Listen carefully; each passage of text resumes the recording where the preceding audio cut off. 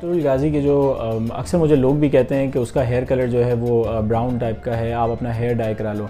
तो समटाइम्स सोचता भी हूँ कि करा लूँ, समटाइम्स फिर मैं रुक जाता हूँ, मैं कंफ्यूज हो जाता हूँ कि कराऊँ ना कराऊँ, ऐसा ना हो मेरी पर्सनैलिटी बिल्कुल चेंज हो जाए।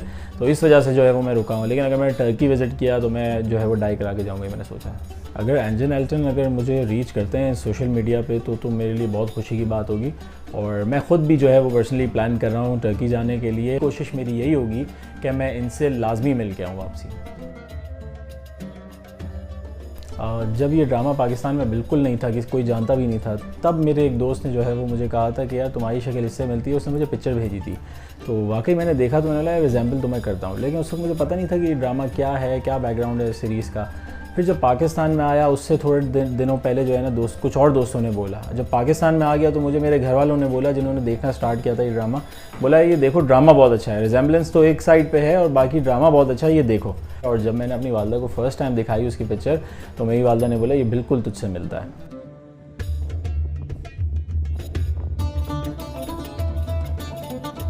और एक अच्छे कैरेक्टर से मुझे मिला रहे थे तो ऑब्वियसली मुझे अच्छा लगता है। और जब मुझे इतना अच्छा लगा तो फिर मैंने जो है वो सोचा कि इसके ऊपर एक वीडियो बनानी चाहिए।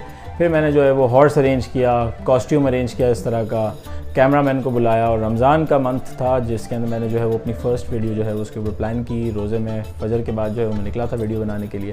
तो that was my first video. सबसे मशहूर डायलॉग जो है वो मुझे याद है अर्तुगरुल गाज़ी का। एक तो ये कि कहीं पे भी उसकी एंट्री होती है और जो बड़ा शॉकिंग सीन होता है तो वो इस तरह करके आता है कि सुलेमान शाह ओलू अर्तुगरुल, एक ये उसका जो है वो डायलॉग है। और दूसरा कि एक सबसे बड़ी ज़बरदस्त चीज़ जो मुझे उसकी लगती है कि कोई भी उससे कोई चीज़ लेना चाहता है तो वो उसको पहले तो एक्शन करता है, फाइट करता है, इसके बाद ये चीज़ बोलता है कि जब तक मैं नहीं चाहूँगा तुम्हें कोई चीज़ देना तो मुझसे कुछ भी नहीं ले सकते। और तीसरी चीज़ ए वल्लाह।